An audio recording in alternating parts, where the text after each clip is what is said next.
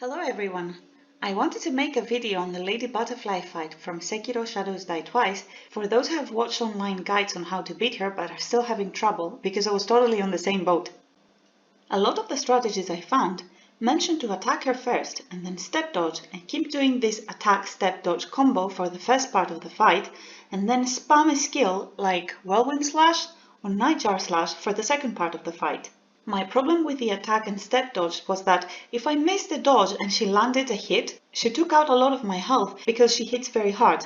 The logic of this is that you keep putting pressure on her because she has a lot of health and it's easier to break her posture than take away her health little by little. My problem with the second strategy, that is to spam a skill during the second part of the fight, is that both skills that I had available, the whirlwind slash and the nightjar slash, have a kind of long animation that leaves you totally wide open, and in the meantime she can hit you before the attack lands. What really helped me was realizing that it would be a long fight and that rushing her was not a good idea. Yes, she does have a lot of health and it's better for you to break her posture sooner rather than later, and the longer the fight goes on, the more chances are that you might make a mistake and that she can land a fatal hit. But actually pacing myself helped, and I did manage to beat her without using the special seeds or pellets or any of the sugars that a lot of guides mention that you can use, and also without dying. So my suggestion is this: learn her mechanics very well. What I mean by that is learn all of the moves that she has available in her repertoire, which ones you can deflect and which ones you should avoid, and then take it slowly. When the fight starts, she might throw her kunai, so be ready to block if that happens. Hit her 2 or 3 times, but no more than that, because she might land a kick like she did here, and then be ready to deflect her attacks again. It's better if you let her lead the fight than trying to rush her, and attack her only when there is an opening. When she jumps in the air, be ready to block her kunai or move away if she lunges at you. This is one of her special attacks that should be avoided because it hits very hard.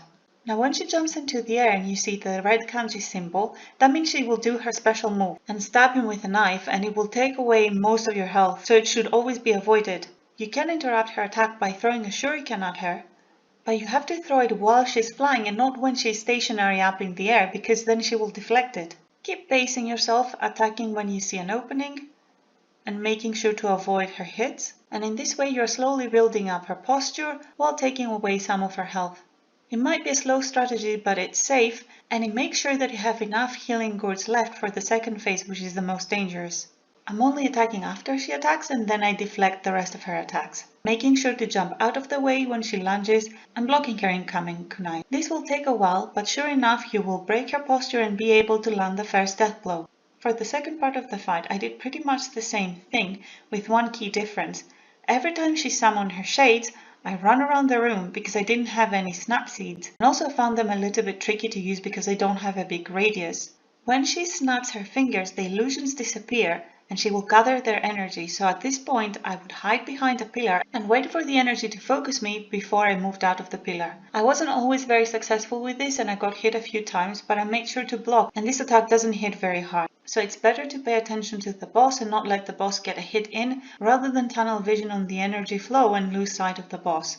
She will keep throwing smaller waves of these sparkly things at you, but they're not very dangerous, so you can keep focusing her.